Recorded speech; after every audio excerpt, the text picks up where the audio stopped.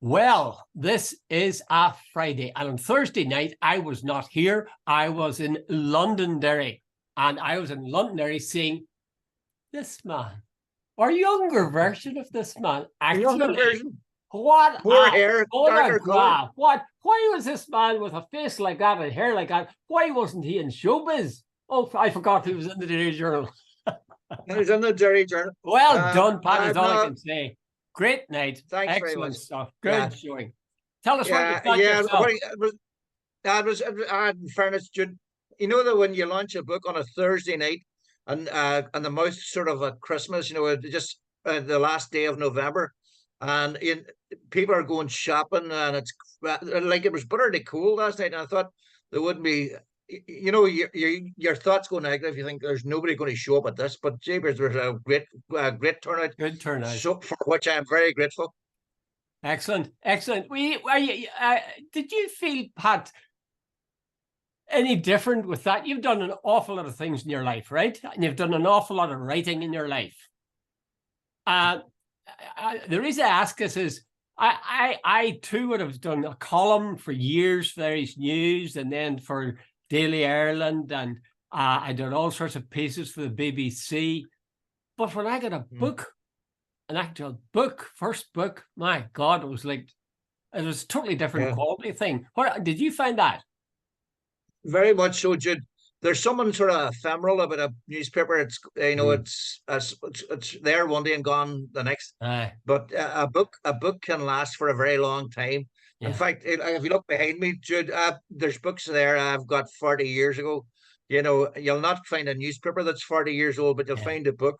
And so, and that's the thing about a book. As Garvin Downey, who's the publisher, told me, he says, Jude, we read it about and reread it about 4 or 5. And the point was, he says, Pat, if there's a mistake in a book, it lasts forever. Yeah. So that's the thing about a book. Did you get a sense of? Were you proud of what you did? Absolutely, Jude. As I said to you before, the whole idea I was to get it down on, right, Jude, I lived through a strange time in the sense I had probably access to a whole lot of people that a lot of other people didn't have access. I'm talking about your John Hume. I was the editor of the local paper who had a guy who was Ireland's man of the century, Nobel Prize winner, a guy who had got honorary doctorates from just about every prestigious university in the world. He had Martin McGuinness, as I said, regarded by most people as the chief of staff of the IRA for a long time. You had Bishop Edward Daly, an iconic figure of Bloody Sunday. You had all that sort of, and on top of that, then you had Brian Field and Seamus Heaney, and you keep on going, the Undertones, Derry Girls, you name it, and all that. So that was the stuff you had on your doorstep. So it was a strange sort of life, and as well as that, as I said the other day, Derry is where the trouble started, and in a strange way, Derry was where the troubles ended, and I sort of, in my life, sort of bookended much of that. And so it was nice sort of thing. I was there when the war was full on. I was there when the hunger strikes came, and I was there when the peace came. So that was nice. Somebody mentioned last night, they made some little dig about your Donegal, or maybe you said Donegal, not Derry. Do you find a difference between Derry and Donegal people? No, Jude, the difference between Letterkenny and Derry is about nil. But there was a political difference way back in the day that's disappearing again. The Derry people, because Jude, every entrance to Derry, every entrance had a British Army Sanger. It had a checkpoint. And as I said as well, the cops went around in Land Rovers. The British Army were cocking guns out the window at you and all the rest of it. That didn't happen down the road in Letterkenny or Buncrana or Moville. But the thing about it is that changed the people of Derry. But I notice they're much more relaxed. Dude, all that brought a lot of stress on a lot of people. There was a way of life. The troubles absolutely changed the mental makeup of people. And I notice now there's Derry has become back again more like Letterkenny. There's a far more relaxed atmosphere. You see people now sitting out along the Foyle, people walking along the Peace Bridge. Even now there's boats on the Foyle. It's way calmed down. Is there anything thing you put, anyone you didn't put into it that you sort of wish you had, or was anybody that you put in insulted by what you did, or was anybody insulted that they didn't appear in it? I'd say it might be. Somebody remarked to me, Pat, the people who you mentioned won't be insulted, but the people you don't mention probably will be more insulted. And there's probably an element of truth in that. There were so many people you met along the way, Jude, you couldn't mention them all. Like there was other things that was involved in too that I didn't bother mentioning. But anyway, why not, Pat? Why not? Why not? What do you mean by that? There were sort of personal things you just say, it's not worth repeating, and there's so on. And then of course there were people you had rows with over the years. When you're an editor of a newspaper and so on, that's inevitable. And there was a couple of shootings and stuff like that, and there was stuff in the background. And I thought, do I really want to bring all this up for people again? A lot of families were traumatized, and I thought, right, I don't really need to do this anymore. Yeah. And the other thing as well, Judah, as I made the point very clear.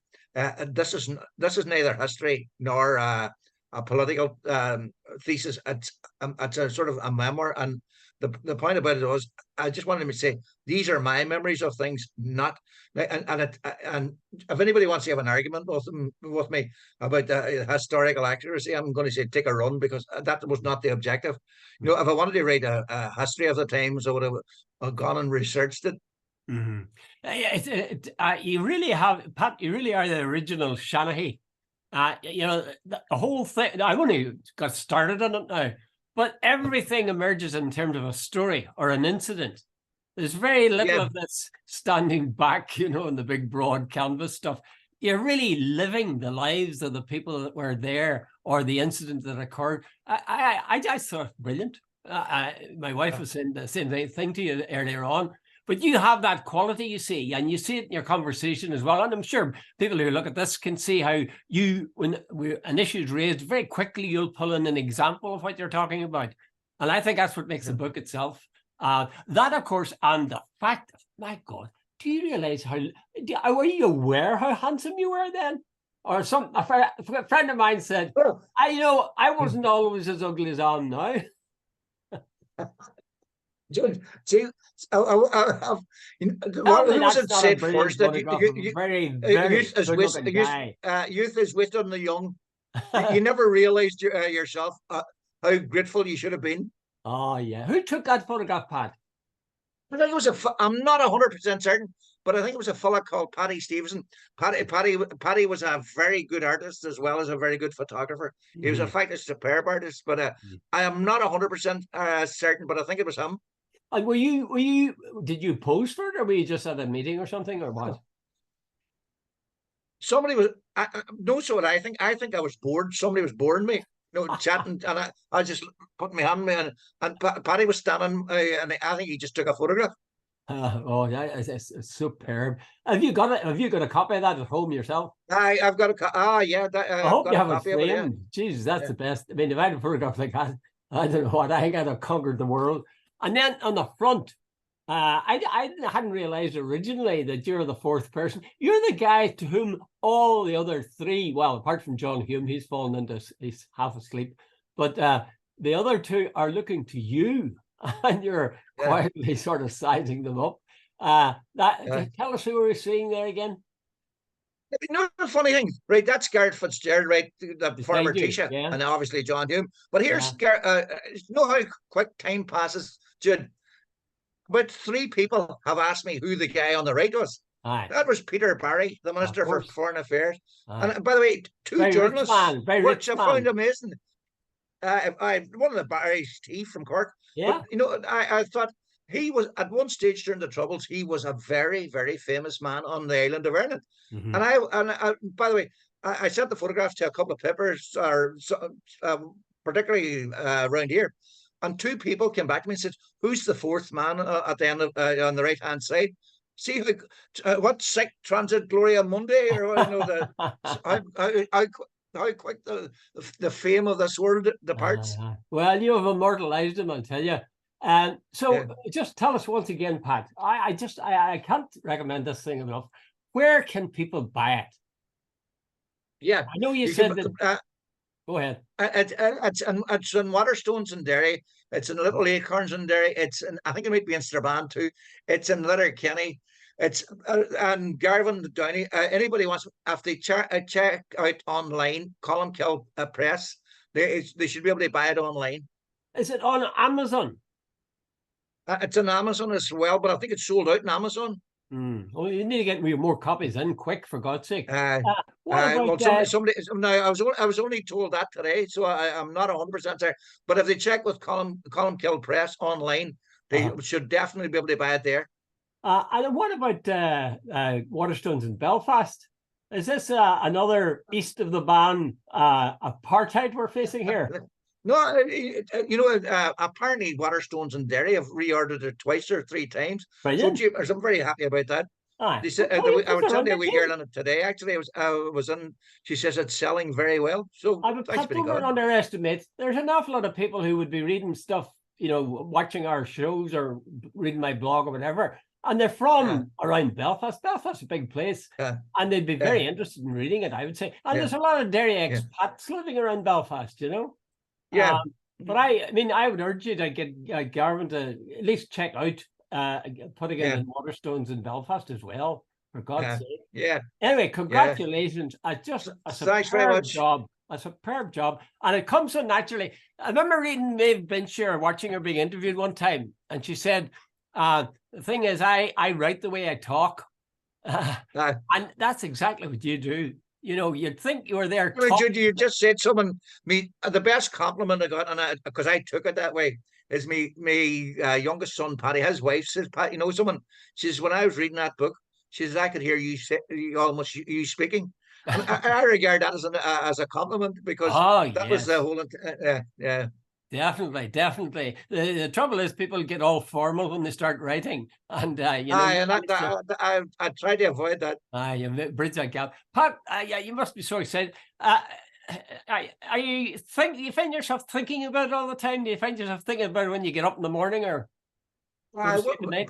Jude, Garvin Downey, the publisher, I've been along with him quite a lot this last month or so, and he says there's basically about a window of a month to sell a book.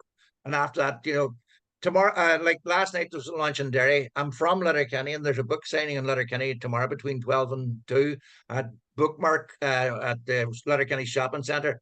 I'm getting a lot of stuff on social media. I'm getting a lot of stuff from X or Twitter, whatever you call them. I'm getting a lot of stuff on Facebook. Jude, I'm not even being modest here. It's a simple fact. I think I'm the most famous man in Derry right now, because everywhere I go, and thanks to Garvin Downey, by the way, not me, that's got so much publicity. I'm meeting people saying, "Oh, I see your book. I see you've written a book." I went to the gym the other day, and about 4 people in the space of about 5 minutes stopped me. "Oh, I see you published a book. I see you." So and I know what John Hume feels like. Well, not quite. That's terrific. You know what I was thinking? You should, for Paddy's Day in the States, you should be in touch with a lot of Irish clubs, because I've done this myself in a modest kind of a way. And I'd bet my life, if you were in somewhere like New York or Chicago or whatever on Paddy's Day, and had a pile of your books with you, you could sell them like hotcakes. There've been a number of people who absolutely really interested in that. Garvin's theory is what he says, it sells so well now. He's thinking possibly about doing a reprint, but if he does a reprint, that'll be further down the line. But that's the sort of thing you would do then. Oh yeah, I mean it's a pin in the bum, the very thought of having to get into a plane and fly and all of that, and it's expense and so on. But I mean, if you really want to sell the book, there really is an appetite. In fact, you'd know yourself from having been in Australia. There are people in Australia who are more Irish than the Irish themselves. Oh, absolutely, absolutely, and have an appetite for the kind of thing that they maybe have lived through in part, or they've been told about. I just think, I've got 2 private messages from people in Australia who have not. Well, no, I was going to say nothing to do that, and that'd be wrong. Their parents were Irish, but they're Aussie and never been to Ireland, who sent me things about the book. So it goes to prove your point about there's an unbelievable appetite for things about Ireland.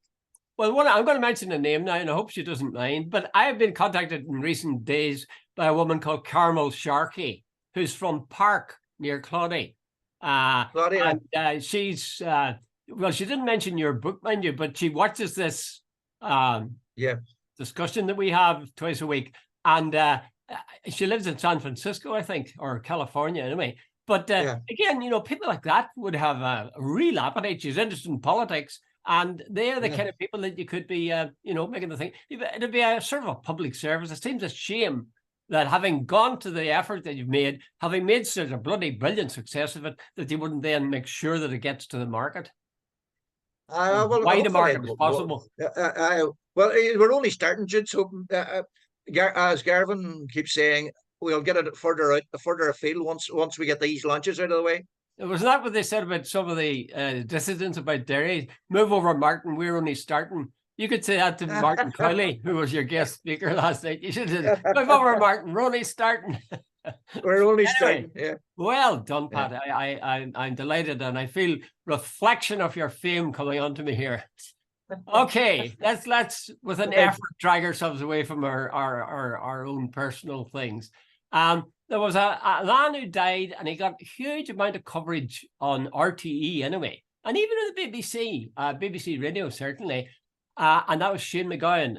He died a couple of days ago, and he really was idolized. It seems. What was your own view on him? Were you a fan?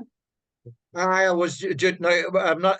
There was the late great Donald McDermott who worked on the Journal.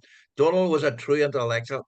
And I remember telling me his favorite album of all time was Rum, Sodomy and the Lash, which was a title of you got to admit, what a title. But anyway, I stood up. I regarded your man as a genius, Shane McGowan.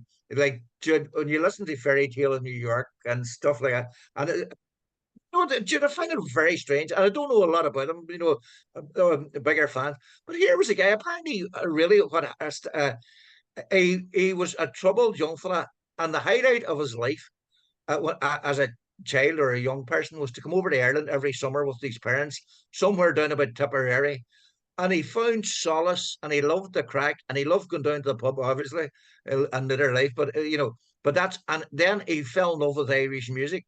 And he didn't know what to do with it, but he went to apparently to heard some punk band somewhere or another, and he came up with the idea of fusion punk and Irish music. And look what he done with it. You know, like I don't know what's the state of play, but he married, I think, Victoria Clark. That the Fairy Tale of New York will keep her alone and great style for the rest of her life. I could bypass a lot of his stuff, to tell you the truth. I think it's very, you know, it's certainly hectic and I suppose punkish, but it really doesn't do that much for me. But there's a number of his songs that I think are superb. Yeah. Easily my favorite Christmas story song is Fairy Tale New York. It's Streets Ahead. Yeah. Streets Ahead. Just a brilliant song, even though there wasn't a New York police department choir at all. No. And apparently he also, when he wrote it, he'd never been in New York. Which is another thing I like. And A Rainy Night in Soho, I thought that was very good. And I'm sure there's one or two others. But a lot of the stuff, you know, to me, it was sort of mayhem on stage. And the tunes were okay, but I wasn't nuts about them.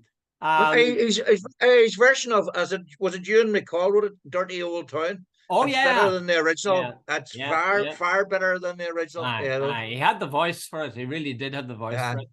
You know, when you think about it, you know, he had courage to. Would you have gone on stage with teeth like his? Would you dare to smile with teeth like his? You know, God! And not just that, but he had an awful lot of gum when he opened his mouth, like, and smiled. There was the big gaps, but also about an inch of gum. You know, some people have an awful lot of gum on display. So they were playing Derry many years ago. And they were staying in a certain hotel, and I think at the time they went on the piss, and I think the manager or the bar manager wasn't that happy with them because he thought they were lowering the tone of the place. Pray tell, what did he expect? The funny thing is, too, I only discovered this in the last couple of days, he went to a public school. Now, in other words, in England, that means private school. Harsh Yeah. school. I wonder what it was. Was it the Catholic one or was it somewhere like I Eton? presume it was a Catholic one. Well, the parents were Irish Catholics, Jude, so I Aye. presume it was an Irish Catholic one. But But he must apparently have, he was very bright. aye. And they must have had a bit of money when they could afford to send Yeah, him to it. yeah. And if you like, his life is a contradiction, total contradiction to what you think of as a product of public schools in England. Absolutely.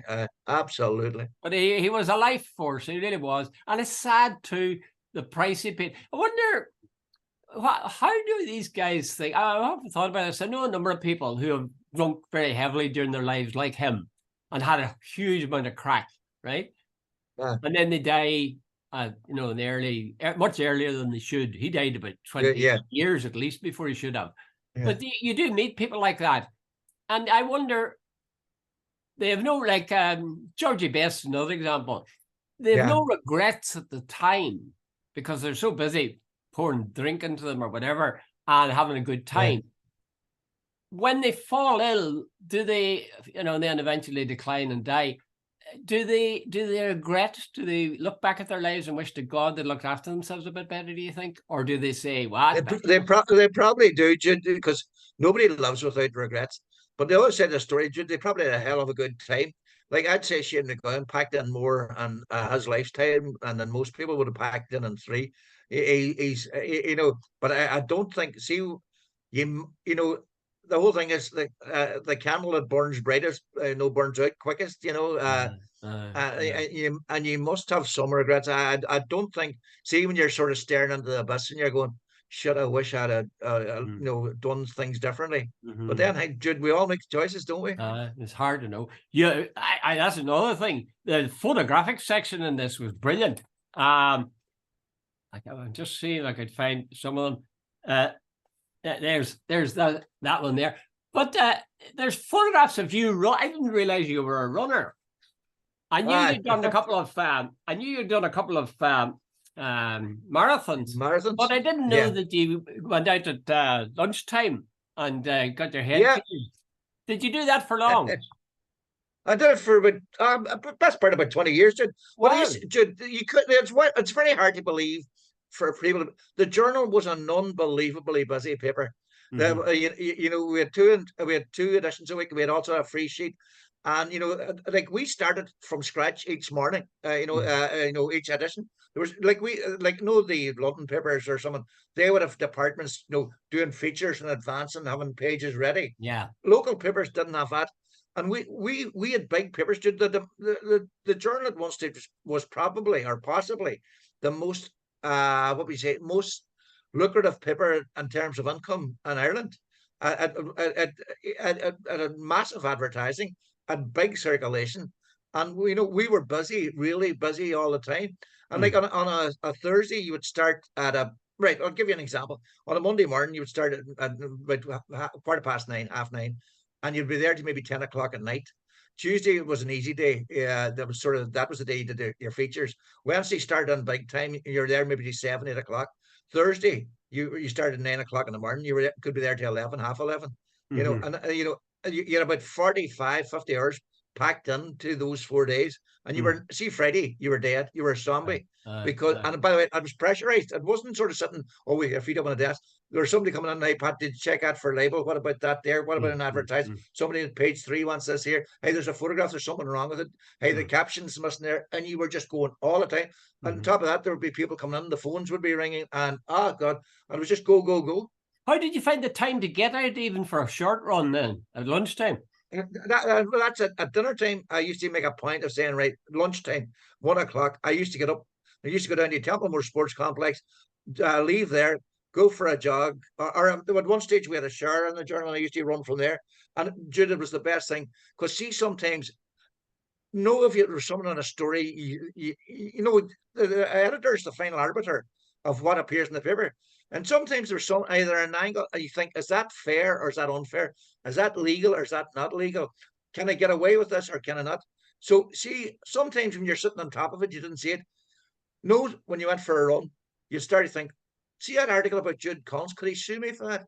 Oh, shit, wait a minute. And then you sort of come back and say, no, we're going to change that line. And see that heading there, that doesn't reflect what I'm trying to say. And you would go back and that's what getting your. There's a term in there. I don't know. Getting your head shared. Same, I think it yeah, means same here. shared or shared, but I never Yeah. quite got what the word meant. Yeah, that's true. I think that when you go jogging or running or whatever, it shakes up your body, but it also shakes up your head. You know, it Absolutely. frees up Yeah. stuff that otherwise wouldn't find their way to your consciousness. Anyway, well done again. Come back to that. What else do we want to talk about? Yeah, Sean. Oh, go ahead, Go Pat. ahead. No, go ahead. No, I was going to No, mention Sean no. This Brown. morning I was already touched this good part because I was actually met the mayor today with the book, and I was doing another thing about Whoa. the university. I know the mayor's a Well, lovely tell woman. us what you did. Tell us what happened. Oh no, it was just a photographic opportunity. The mayor couldn't make it last night. I think she was in Belfast, but but she had sort of indicated she would like to meet us today. So I was up in the mayor's parlour. God, it's the mayor's parlour. Talk about gracious living these days. It used to be a bit rougher. The mayor, Patricia Logue, lovely woman.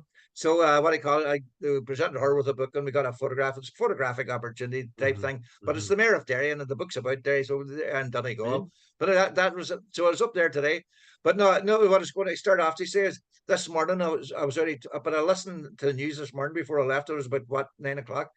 There's really started again at 5 o'clock this morning, bombing Gaza again, and as far as I heard, I haven't heard since, there was 32 people dead. But you can I go back last night after our lunch, come home and I started watching Question Time, and you know someone.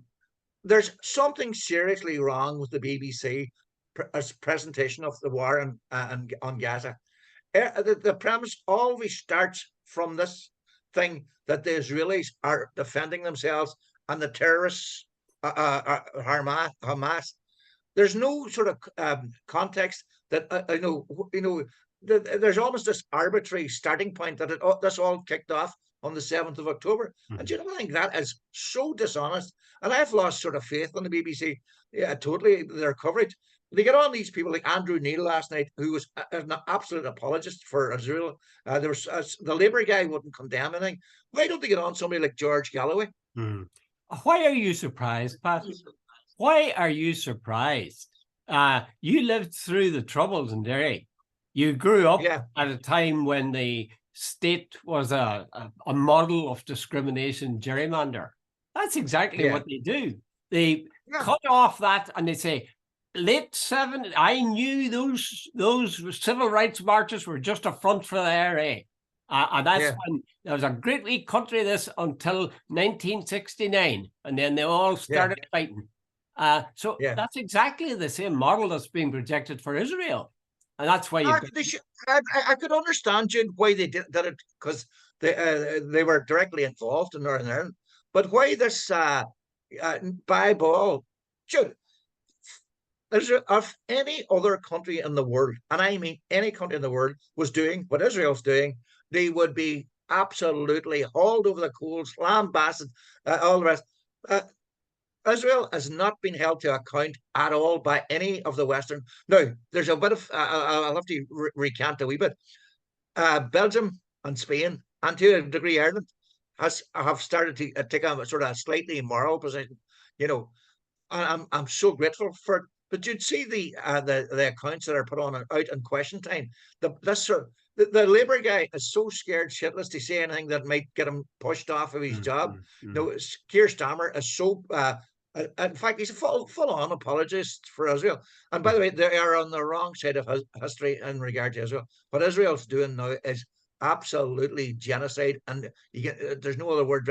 If you bomb civilians into smithereens and you just keep bombing, that's genocide in anybody's terms. Well, now, I think, it is. I completely agree. But I think you're maybe being a bit bleak about it, Pat, in the sense that you're saying Israel started again, it will go on as it did the last time.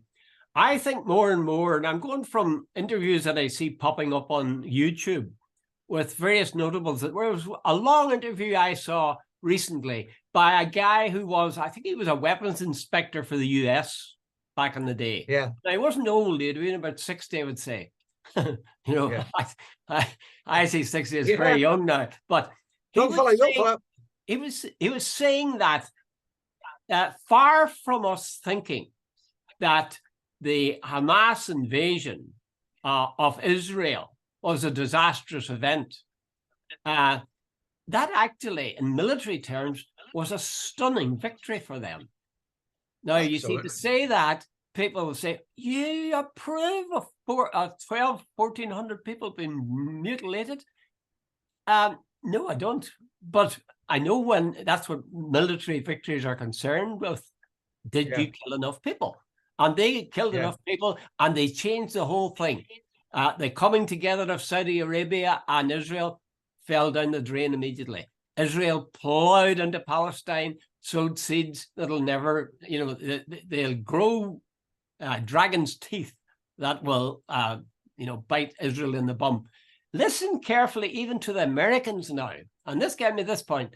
He said, at present, the only allies that the Israel has in the world is the US and some very minor little sort of South Asian countries. Now, I think that's maybe we're stating it a bit, but there definitely is a tone of change has come over many countries. And I would include in that the US. I'm sure your man Blinken made a statement where he said that if they're going to relaunch hostilities, they can't do to the South what they did in the North. So I think they'll find it tougher to get this going again at the same scale. I certainly hope so, because God Almighty, I'd be unthinkable. Well, I think, Jude, they've lost the world opinion. I've no doubt about that. But the other, I don't know, Jude, if you can sort of like. Britain still seems rock solid behind them. I don't hear any criticism coming from Downing Street, and it's certainly none from Keir Starmer. Blinken has said a couple of things, but they're very minor. Joe Biden has said we've got Israel's back. Not one senior American politician, and you have to ask yourself why. Not one senior has condemned anything that Israel has done. And and if you look at AIPAC, by the way, this is a rhetorical question, and I'm answering it myself. Like, look how the biggest beneficiary of AIPAC, in other words, Israeli money, is Joe Biden. Yeah, that's true. But I'd come back to that point that Blinken is now telling them, listen, if you're going to have further hostilities, it mustn't be the way it was in northern Gaza. So I do think that things have changed for them, whether they like it or not. But they'll have to conduct themselves in a way that couldn't at least be so blatantly horrible. Incidentally, this is one last point. We say that the ceasefire is broken down, right? I'll swear that I heard, and you talked about the BBC, I'll swear I heard on Radio 4 in the BBC. It was glossed over immediately, but a report that there was 3 senior members of Hamas were killed by the Israelis on about the second day of the truce, or the, whatever you want to call it, the pause. That was mentioned, and then it was glossed over as if it was nothing. So the Israelis, if that's true, were the ones who breached the agreement. And now they're back, in full flow, saying, "Well, I think it was Wednesday. Apparently the yesterday the Israelis said some Hamas attacked some people at a bus stop or something. Yeah, I think that was Alan Shatter, by the way, the former minister, who's an all-out apologist for Israel. What he failed to leave out, or sorry, what he omitted was the fact that on Wednesday, Israel IDF snipers shot dead an 8-year-old and a 15-year-old in the West Bank. And there was a doctor on, and he said, without question, it was a deliberate killing, because he says one bullet was in the head and the other was in the heart. He says that is the work of a sniper. Yeah. Shocking. Let's talk about something else briefly. Did you know, does the name Imelda Munster ring a bell for you? Imelda Munster? Yeah, it does the name, but in what context, Jude?